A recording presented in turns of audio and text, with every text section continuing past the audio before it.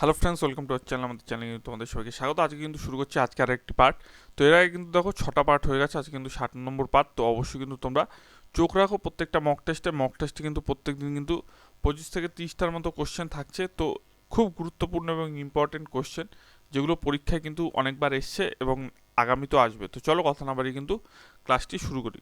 প্রথম কোশ্চেন দেখো আজকে ক্লাসে, কাঁচা ফল পাকাতে ব্যবহৃত হয় কোন হরমোন? ইথিলিন, ইনসুলিন, জিব্রেলিন নাকি সাইটোকাইনিন? তো ফল পাকাতে ব্যবহৃত হয় কোন হরমোন? বহুবার পরীক্ষা এসছে, এটি সঠিক উত্তর কিন্তু ইথিনল, তো বা ইথিনিল। তো অপশন এ কিন্তু এটি সঠিক উত্তর হবে। নেক্সট কোশ্চেন দেখো, পদার্থের চতুর্থ অবস্থা কোনটি? শুষ্ক বরফ, প্লাজমা, পারদ নাকি এলপিজি? তো দেখো, পদার্থের শুষ্ক অবস্থা কোনটি? তো পদার্থের চতুর্থ অবস্থা কোনটি? তো এটির সঠিক উত্তর কিন্তু প্লাজমা, অপশন বি কিন্তু এটি সঠিক উত্তর হবে। নেক্সট কোশ্চেন দেখো, কার্বলিক অ্যাসিডের রাসায়নিক নাম কি? ফিনলিক অ্যাসিড বা বেনজেনেল, রেসারপিন নাকি জাইনি? তো এটি সঠিক উত্তর কি হবে? তো দেখো, এটি সঠিক উত্তর কিন্তু ফেনোলিক অ্যাসিড বা বেনজেনেল নামে কিন্তু পরিচিত কার্বলিক অ্যাসিড। তো অপশন বি কিন্তু এটি সঠিক উত্তর হবে। দেখো, সাদতা চাপ বৃদ্ধি তরলের একটি তরলের সান্দ্রতা চাপ বৃদ্ধিতে কমে, তাপমাত্রা বৃদ্ধিতে কমে, তাপমাত্রা বৃদ্ধিতে পারে, নাই কোনটি নয়? তোমরা উত্তর দাও। তো এটি সঠিক উত্তর কিন্তু তাপমাত্রা বৃদ্ধিতে কমে। তো অপশন বি কিন্তু এটি সঠিক উত্তর হবে।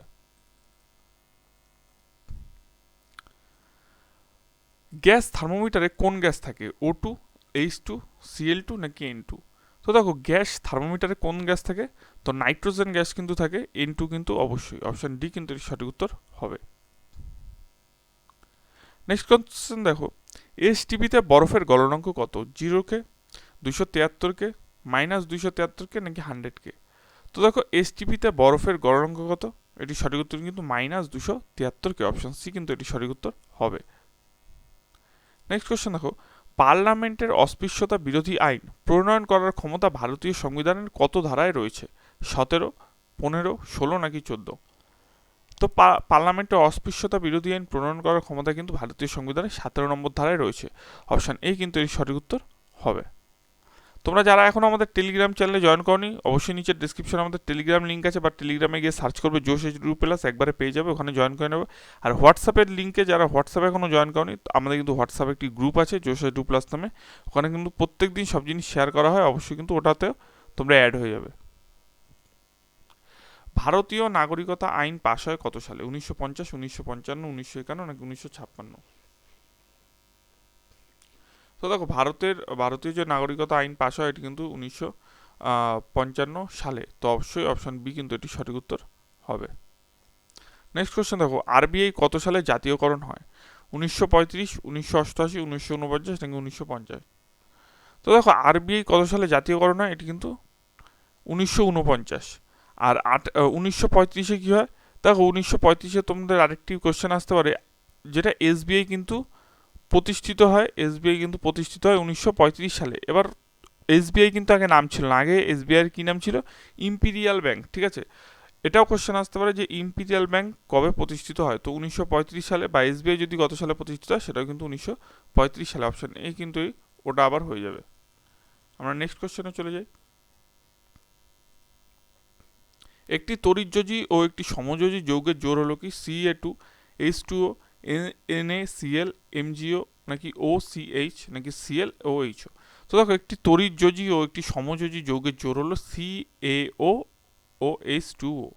তো অপশন এ কিন্তু এটি সঠিক উত্তর হবে।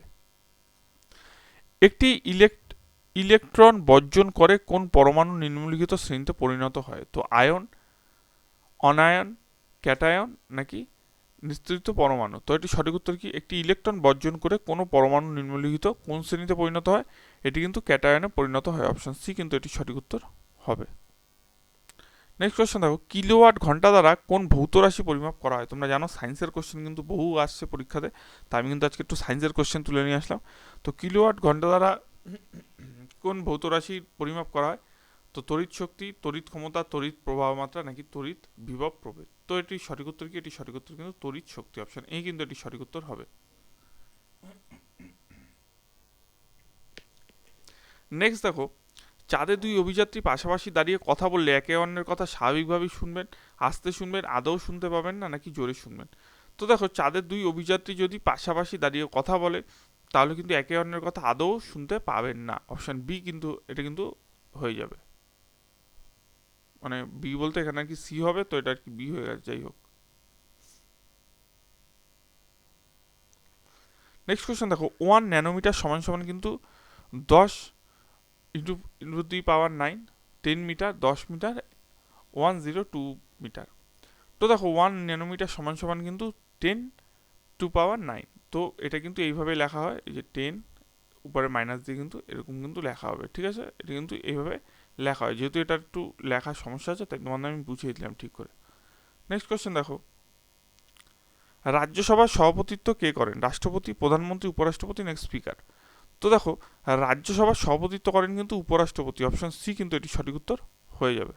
তোমরা যারা টেলিগ্রাম চ্যানেলে জয়েন করনি আর চ্যানেলটি সাবস্ক্রাইব করনি অবশ্যই কিন্তু করে নিও। দেখো, ভারতের একটু বিখ্যাত শীতল জলের প্রস্রবণ হলো কোনটি?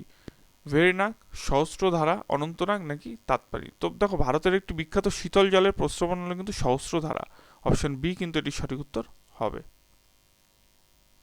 নেক্সট কোয়েশ্চেন দেখো, ভারতের বৃহত্তম লিফট ইরিগেশন প্রকল্প কোন রাজ্যে অবস্থিত? তেলেঙ্গানা, হরিয়ানা, পাঞ্জাব, নাকি মধ্যপ্রদেশ?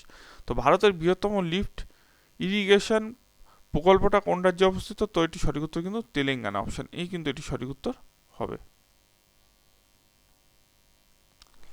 নিত্যবহ খালগুলির বেশিরভাগ কোথায় দেখা যায়? দক্ষিণ ভারতে, উত্তর ভারতে, পশ্চিম ভারতে, না পূর্ব ভারতে? তো দেখো, নিত্যবহ খালগুলির বেশিরভাগ দেখা যায় কিন্তু উত্তর ভারতে, অপশন বি কিন্তু এটি সঠিক উত্তর হবে। খনিজ তেল কোন শিলায় তরল? আগ্নেয় শিলা, রূপান্তরিত শিলা, চূর্ণ কয়ময় শিলা, নাকি পাললিক শিলা? তো খনিজ তেল যেই শিলায় থাকে বা খনিজ তেল কিন্তু পাললিক শিলারই রূপ, তো অপশন ডি কিন্তু এটি সঠিক উত্তর হবে। নাগার্জুন প্রকল্পটি কোন নদীর উপর অবস্থিত? কাবেরী, তুঙ্গা, কৃষ্ণা, নাকি গোদাবরী? তো নাগার্জুন, ঠিক আছে, তো নাগার্জুন প্রকল্পটি কোন সাগর প্রকল্পটি কোথায় অবস্থিত মনে রাখবে, এখানে এখানে কিন্তু নাগার্জুন আছে, ঠিক আছে?